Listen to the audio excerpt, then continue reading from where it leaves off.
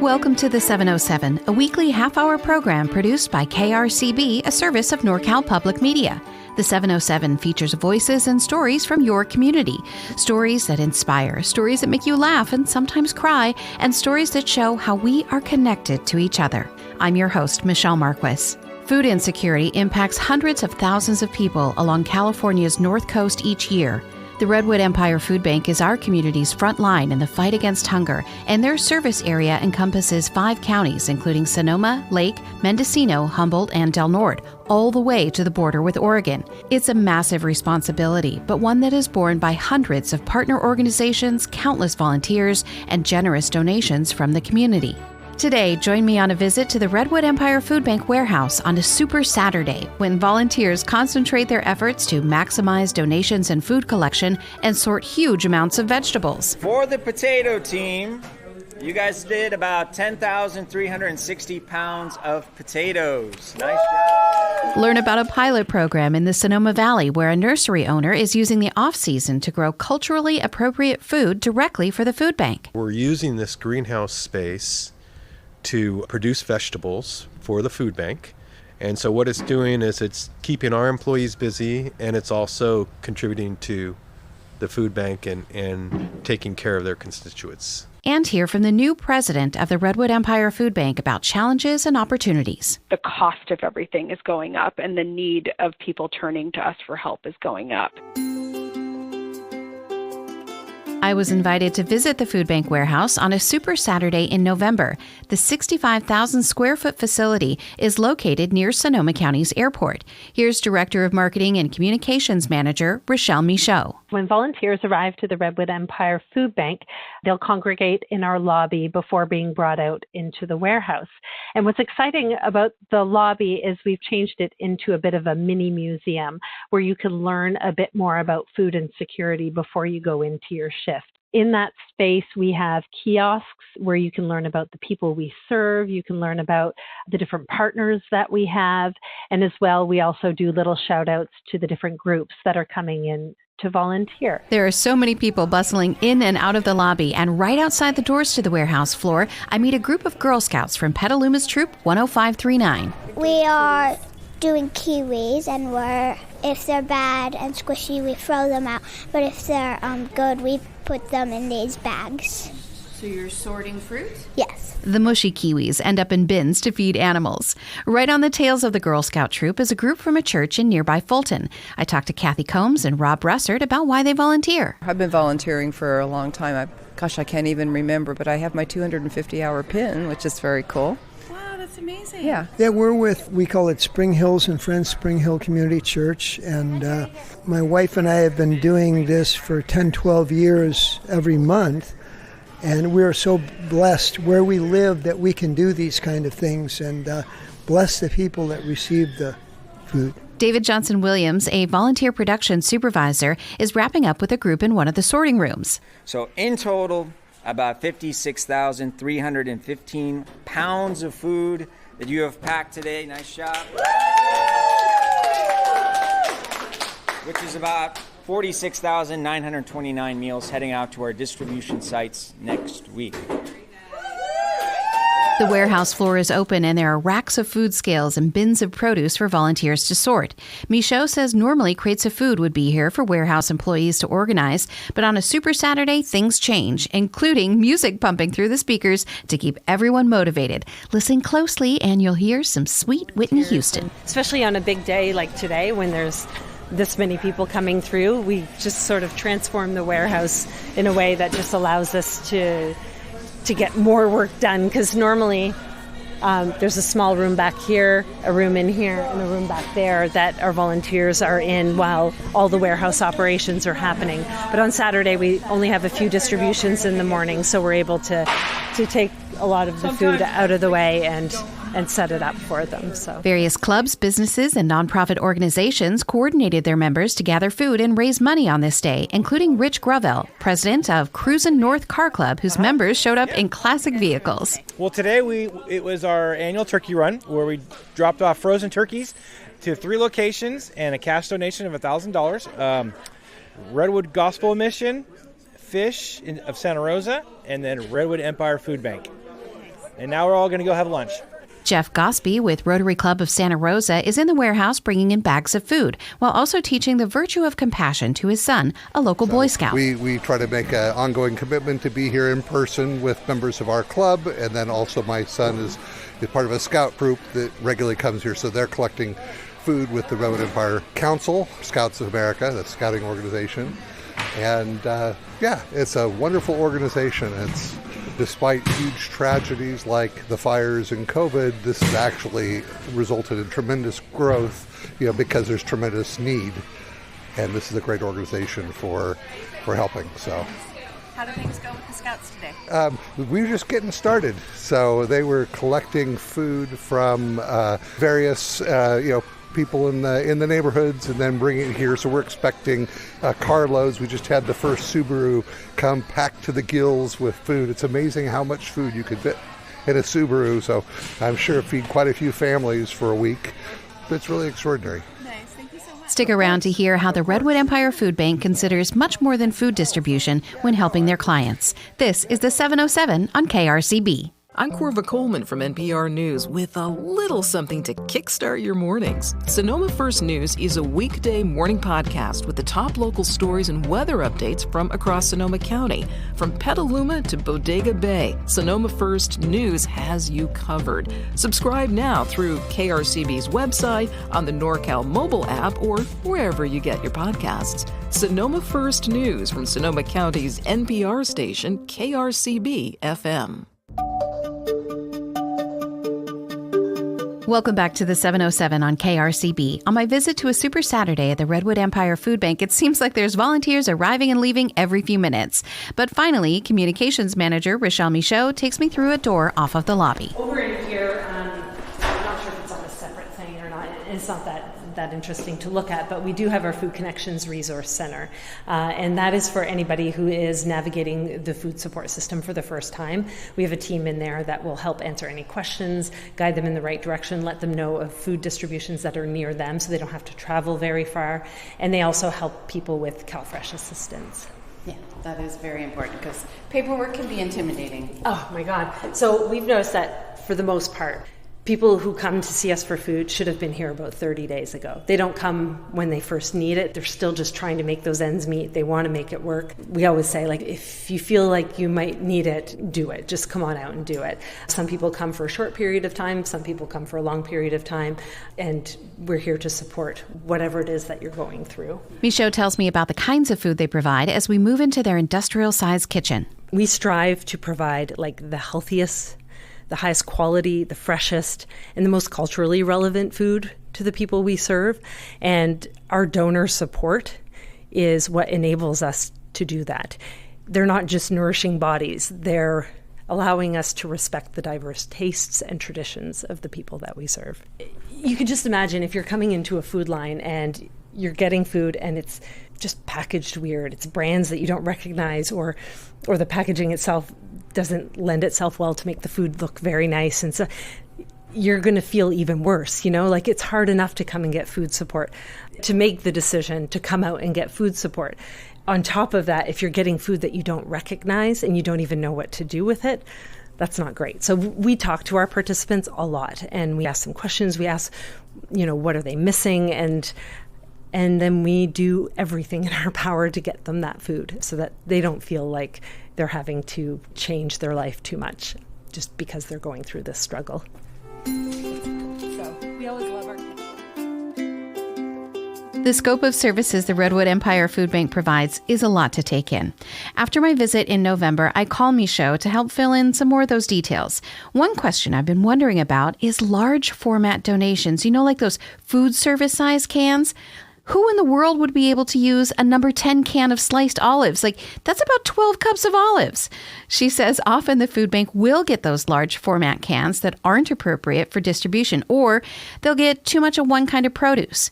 Mesheau says their chef, Don Nolan, uses those donations to create 1,000 snacks each day, Monday through Friday, to give to people waiting in line at distribution sites. She says Chef Nolan can get very creative. Around a certain time of year, we always get a large amount of green tomatoes. Our chef has developed this recipe. He makes them into this galette like so almost like a bit of an apple pie, but it's using green tomatoes. And the way he cooks them and with the spices, it's almost a bit of a sweet treat. Almost tastes like an apple galette or like an apple pie, but it's green tomatoes. I asked Mesheau if they could do the amount of work required at the food bank without the help of volunteers. We could not. Not at all. We have over 11,000 dedicated volunteers a year, and that equates to about 150,000 hours served. And so if you think about that, 150,000 hours, that equates to about 72 full-time staff. We don't have enough people on staff to fit that need. So we definitely rely on volunteers. We would not be able to get out in the community the way we do without their support. Mesheau says the food bank is always thinking of ways to help the community, including a new partnership this spring. We've partnered with Farm to Fight Hunger, and we're going to be providing volunteer assistance. We'll be looking for farm work help. And so that'll be kind of the full spectrum where you can see where the food's coming from. And then, you go into the warehouse, volunteer there, you'll see how you get it ready for distribution, and then head out to a distribution site and hand out the food. It's the full circle. In the next segment of the 707, a nursery owner with the seasonal work issue is partnering with the Redwood Empire Food Bank for a holistic solution. This is KRCB. KRCB is Sonoma County's NPR station. Wondering what makes us stand out?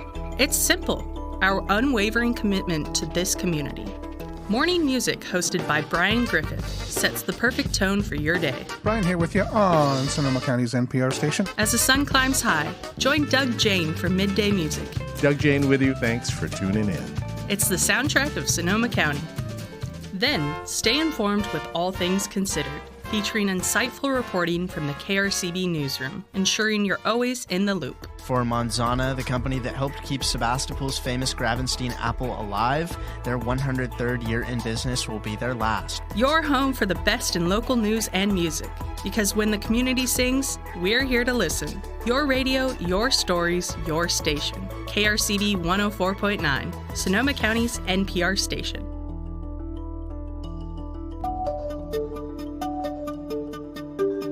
Welcome back to the 707 on KRCB. An innovative program is pairing a nursery together with one of California's biggest food banks to grow culturally appropriate food.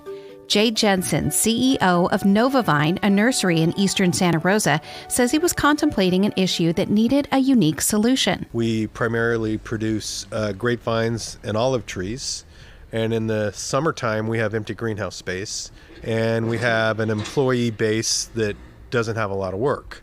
So sometimes we are forced to lay people off or, slow down our work. A friend of Jensen's, who is on the board of directors at Redwood Empire Food Bank, suggested that he contact the food bank to see if there was a way to work together. Jensen says the food bank needs and his issues of downtime and worker retention fit together like puzzle pieces. We're running a pilot program this year where we're using this greenhouse space to produce vegetables for the food bank. And so what it's doing is it's keeping our employees busy, and it's also contributing to the food bank and taking care of their constituents. Jensen and Benito Vasquez, greenhouse manager at Novavine, describe the kinds of foods that are being grown for the food bank. So right now we're in what we call a hoop house. How many plants do you, if you had to guess? We got about 250 tomatillo plants, and we got about 200 plants of tomatoes here in this house.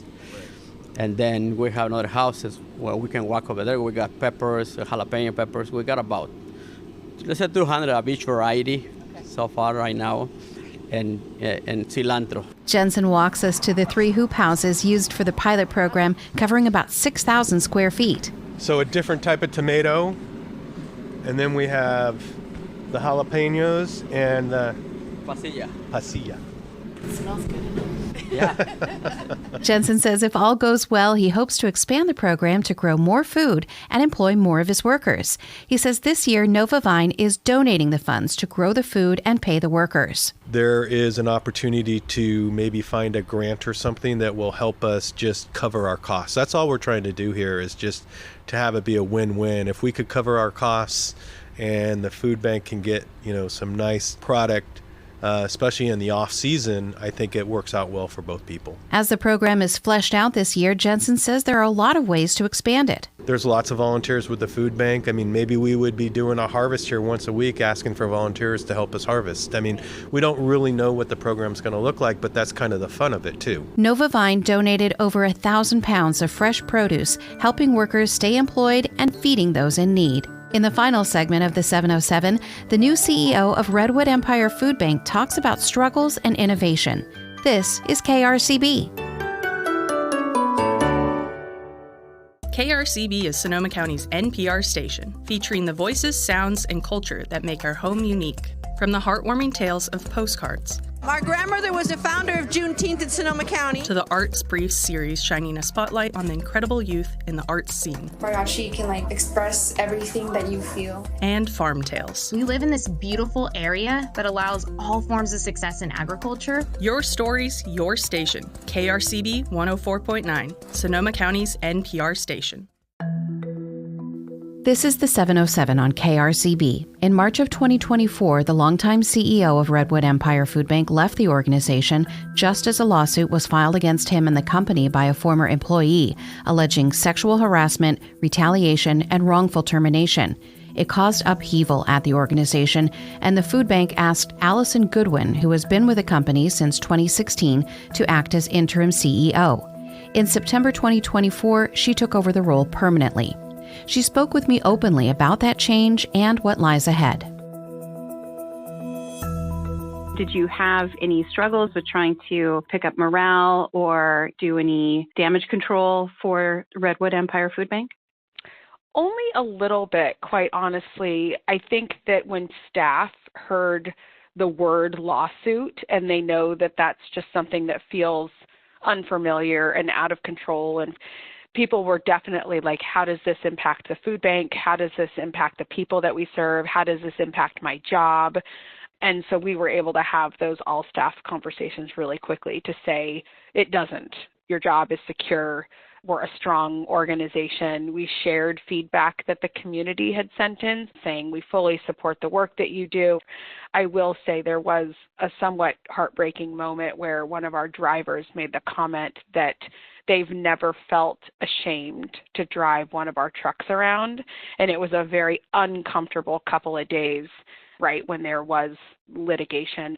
There was an element of hearing the things that we were saying, that the community was saying back to us, really helped them get over that and say, okay, I don't need to be concerned that somebody's going to, kind of run me off the road or see me in the things that are being put out into the media.